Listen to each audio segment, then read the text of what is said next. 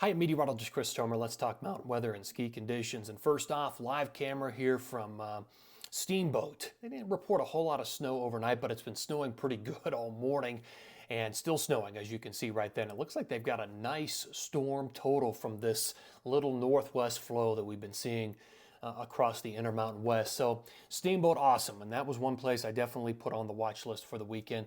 Let's go over to Alta. They're reporting 11 inches overnight, and it's still snowing there. So they're going to add to their totals. I'm looking at some other places.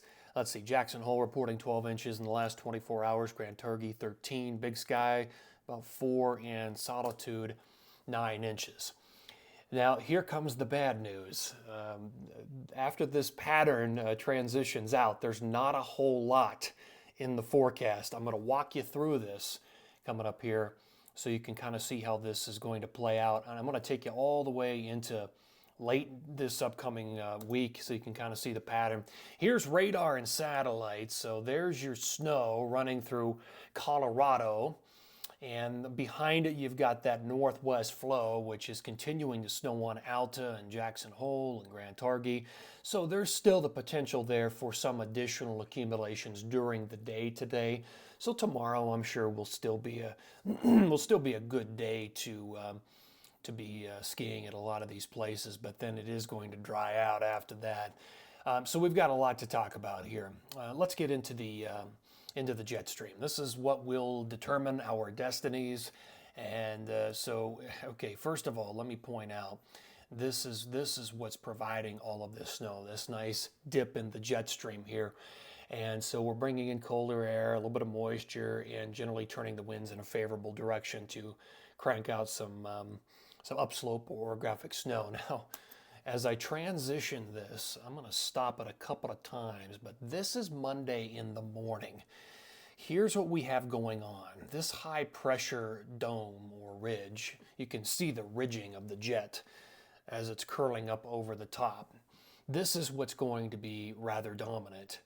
I'm going to show you an interesting feature to this, but this is going to just create a very quiet, I almost call it like the whispering pattern through early next week. So that's Monday with high pressure starting to build in. That totally dries everybody out across the Intermountain West, and the temperatures start to actually go up as a result.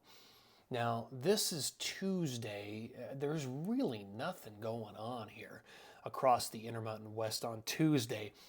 What's interesting about this pattern is potentially you see there's a little bit of jet coloring there off the west coast, way out over the ocean. There appears to be somewhat of a cutoff low that's kind of dropping down across the Pacific, kind of out and around this area of high pressure. So, okay, this is Thursday, and again, it is just high and dry across the west. Look at that ridge. We're in the middle, really, split. The split flow with the jet going up over the top, but it's also coming up from the south. Okay, so this is what's going to be an important part of this forecast. So you've got the ridge, but it's also coming up from the south, right there where I'm drawing that line. What I think could happen is there's that cutoff low coming out and around. It's possible that energy gets drawn up from the south and runs down through SoCal, and then through Arizona and New Mexico, and it may affect southern Colorado by the time we get into Thursday. Now, that is not set in stone. This is a pretty big area of high pressure that's going to dominate the west, and it will determine where that low pressure ends up going, but it's possible. But I think the message overall is that this ridge of high pressure is really going to dominate the forecast down the road.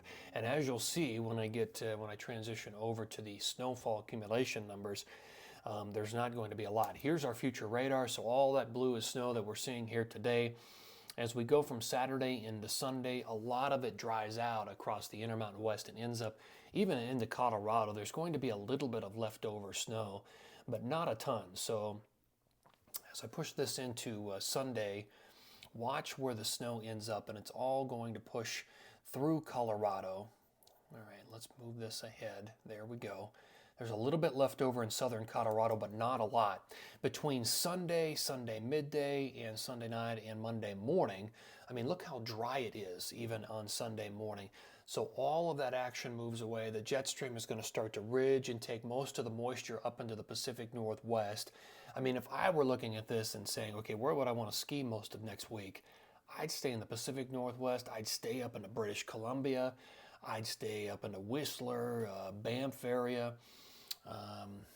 I think that's really the only places that are going to benefit much with this type of pattern. You can see where all the moisture is going. It's going up and around, and it's very dry with that high pressure across the west. There's Tuesday, here's Wednesday. Look at everything. It's all up in the Pacific Northwest, and here is Thursday. There's the interesting feature. That's that, you see the precip coming up from the south? That's that cutoff low. But again, it's the high pressure will determine where that low. Does it go into Colorado? Does it stay down? And if that's the case, Taos would be, Angel Fire would all be places to look at for Thursday. Wolf Creek, Silverton, Telluride. Keep an eye on those places for late next week. All right, let's go into the accumulation numbers here. All right, so that takes us out into Thursday. When I do the accumulation, we're also going to run all the way out into next week. So between today and tomorrow, there's just not a whole lot there of additional snow. Another inch or two in Colorado, another inch or two throughout Park City. But a lot of that snow in and the Wasatch is falling right now. So it's possible that while I show an inch, there may be more because it's happening right now. Or it happened early this morning. So tomorrow would still be a good day to ski Utah and even into Wyoming because we're adding accumulation right now, which is not going to be caught on this particular animation. And in Colorado, you could ski tomorrow and find some new powder from all this as well because it's happening right now. And then you're going to want to take a look at the Pacific Northwest and the British Columbia. So again, by Monday, there's just not a whole lot new right there. Between Monday and Tuesday, the accumulation numbers will, I think we're really going to have to look pretty far up into Canada to find any additional accumulations. All right, let's run this into Tuesday. You can see it's all up to the north and into Tuesday afternoon, Tuesday night, and Wednesday. Again, there's just not a whole lot here. Let's move this ahead here to Wednesday.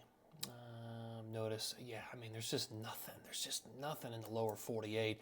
Now, that would change between Wednesday and Thursday. That low comes up from the south. I would begin to watch New Mexico, Arizona, and southern Colorado. So very interesting pattern. It's not that great, that's for sure, as we head into next week. But, one little wrinkle maybe late in the week with that cutoff low.